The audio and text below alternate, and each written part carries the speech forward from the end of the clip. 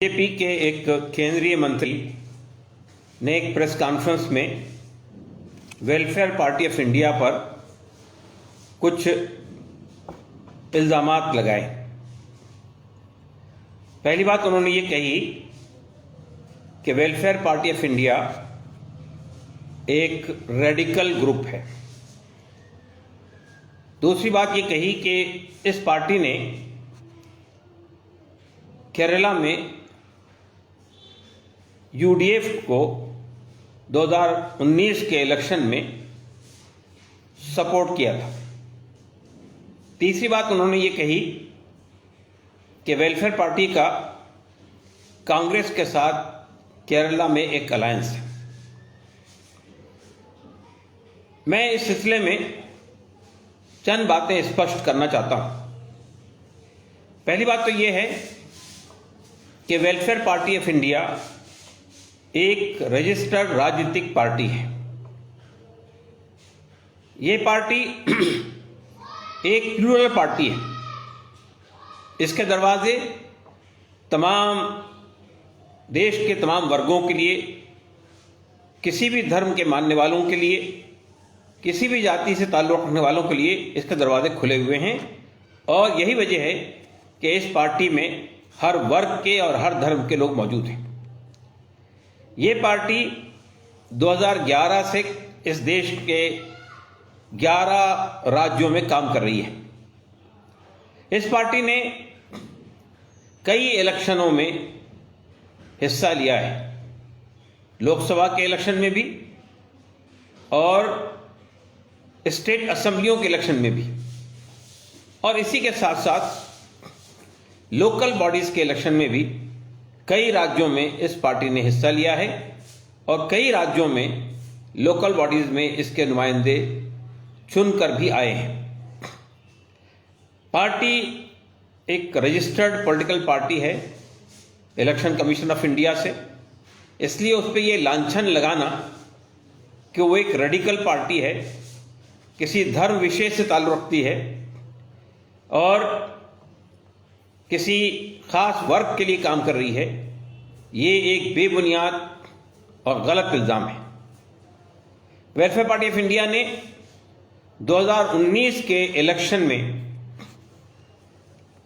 ये महसूस किया था कि देश में एक कम्युनल और फासिस्ट ताकत उभर रही है।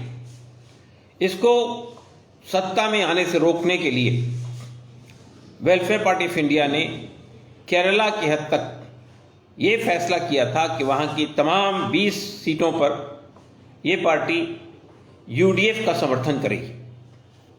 और इस समर्थन अनकंडीशनल था। ये समर्थन देश के अंदर लोकतंत्र को मजबूत करने के लिए था। ये समर्थन देश के अंदर डिसेंट की और विरोध की आवाज़ों को बाकी रखने के लिए था। ये समर्थन देश में एक ऐसे वातावरण को पैदा करने के लिए था जिसमें देश का हर वर्ग और हर नागरिक सुरक्षित रहे और आगे बढ़ता रहे और विकास के रास्ते पर देश आगे बढ़े। वेलफेयर पार्टी ऑफ इंडिया ने लोकल बॉडी के इलेक्शन में, अभी जो लोकल बॉडी के इलेक्शन केरला में हो रहे हैं, उसमें किसी सेकुलर पार्टी के साथ, चाहे कांग्रेस हो या लेफ्ट, किसी के साथ भी उसने अलायंस नहीं किया है। अलबत्ता वो लोकल बॉडी के इलेक्शन में सीट शेयरिंग के बुनियाद पर भाग ले रही है। और ये सीट शेयरिंग किसी एक राजनीतिक पार्टी के साथ नहीं है, बल्कि हमारे दरवाजे हर सेकुलर पार्टी के लिए खुले हैं। 2015 के इलेक्शन में हमने 5 डिस्ट्रिक्ट्स में, केरला की 5 डिस्ट्रिक्ट में लेफ्ट फ्रंट के साथ सीट शेयरिंग की थी। फिर एक बात मैं ये कहना चाहता हूं कि वेलफेयर पार्टी ऑफ इंडिया इस देश के अंदर मूल्यों पे आधारित राजनीति के लिए काम कर रही है। वेलफेयर पार्टी ऑफ इंडिया एक कल्याणकारी राज्य की स्थापना करना चाहती है। वेलफेयर पार्टी ऑफ इंडिया देश के संविधान को बाकी रखना चाहती है और ये चाहती है कि देश के संविधान ने जो अधिकार देश के नागरिकों को दिए हैं उसके खिलाफ कोई कार्रवाई ना हो। वेलफेयर पार्टी ऑफ इंडिया ने जब किसानों के खिलाफ कार्रवाइयाँ हुई उनके हक में आवाज़ उठाई, जब मजदूरों के राइट्स को छीनने की कोशिश की गई उसके हक में आवाज़ उठाई, जब सिटीजनशिप बिल लाकर नागरिकता पे, देश के नागरिकों की नागरिकता पे सवाल खड़ा किया गया, हमने उसके खिलाफ विरोध किया। वेलफेयर पार्टी ऑफ इंडिया ने यूएपीए जैसे काले कवानीन को जब आम लोगों पर लगाने की कोशिश की गई तो हमने उसका विरोध किया। वेलफेयर पार्टी ऑफ इंडिया एक ऐसे भारत का निर्माण करना चाहती है जिसमें समाज के हर वर्ग को, समाज के हर तबके को, चाहे वो कितने ही नीचे तबके से ताल्लुक रखता हो, उसकी जो बुनियादी ज़रूरतें हैं, उसको घर मिलना चाहिए, उसके सर पे छत हो, उसके बदन पे लिबास हो, उसके पेट को 2 वक्त की रोटी मिले और उसके घर में पैदा होने वाले हर बच्चे को अच्छी शिक्षा, फ्री एंड कंपलसरी शिक्षा उसे मिल सके। वेलफेयर पार्टी ऑफ इंडिया ने देश में कभी भी वोट बैंक की राजनीति नहीं की है। वेलफेयर पार्टी ऑफ इंडिया ने कभी भी किसी एक विशेष वर्ग को मुखातिब नहीं किया है। मंदिर मस्जिद की पॉलिटिक्स से वो हमेशा दूर रही है। वेलफेयर पार्टी ऑफ इंडिया देश के अंदर एक ऐसा वातावरण पैदा करना चाहती है जिसमें देश का हर नागरिक सुरक्षित रहे।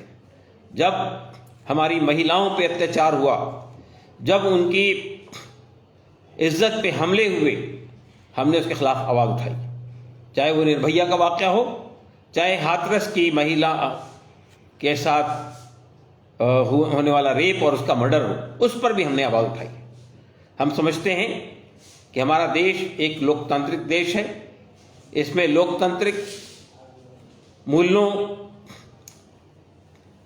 को ख़त्म करने की कोई भी कोशिश होगी तो हम उसके खिलाफ आवाज़ उठाएंगे। हम ये समझते हैं कि बीजेपी के केंद्रीय मंत्री ने कल जो प्रेस कॉन्फ्रेंस करके वेलफेयर पार्टी पर लांछन करने की कोशिश की और ये बताने की कोशिश की कि वो कांग्रेस पार्टी एक रेडिकल पॉलिटिकल पार्टी के साथ हाथ मिला रही है, तो हम ये समझते हैं कि ये दरअसल बिहार के अंदर उसकी जो बौखलाहट है, बिहार में जो उसके अवाम का जो सैलाब यूपीए की पार्टियों के साथ खड़ा हो रहा है, चाहे कांग्रेस हो चाहे आरजेडी हो, इसकी सभाओं में जो भीड़ उमड़ कर आई है और प्रधानमंत्री और एनडीए की सभाओं के अंदर जो कुर्सियां खाली पड़ी हुई है, उसको देखकर इन पर बदहवासी तारी हो गई है। ये परेशान हैं, ये सोच रहे हैं किस तरह, जैसा इन्होंने इससे पहले भी सुशांत सिंह राजपूत की आत्महत्या को बुनियाद बनाकर रिया चक्रवर्ती के ऊपर में पॉलिटिकल माइलेज लेने की कोशिश की, लेकिन जब ये सब चीज़ कोई काम नहीं आई तो अब वो उन्होंने वेलफेयर पार्टी ऑफ इंडिया पे निशाना लगाना शुरू किया है। हम ये बात साफ कर देना चाहते हैं कि अगर हम पर ऐसे गंदे आरोप लगाए जाएंगे तो हम उसे कानूनी तरीके से चैलेंज भी करेंगे और हम पब्लिक के कोर्ट में भी अपना मुद्दा रखेंगे।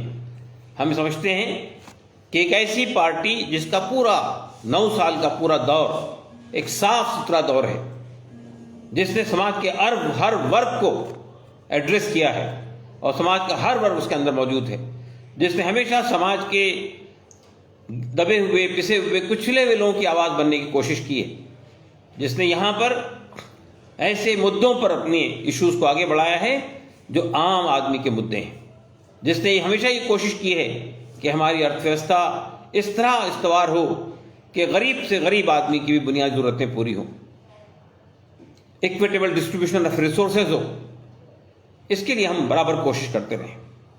तो ये बीजेपी के केंद्रीय मंत्री का ये इल्ज़ाम, ये हम पर लांछन लगाने की कोशिश जो है, दरअसल उनकी वो बौखलाहट है जो बिहार में उन्हें नज़र आ रही है।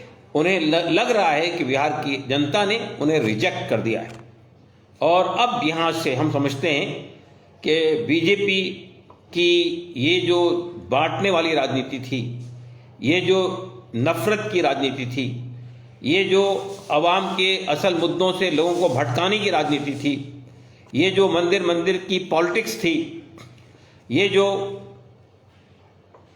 ऐसे नॉन इश्यूज को इश्यूज बनाने की पॉलिटिक्स थी, अब उसका दौर खत्म होने जा रहा है।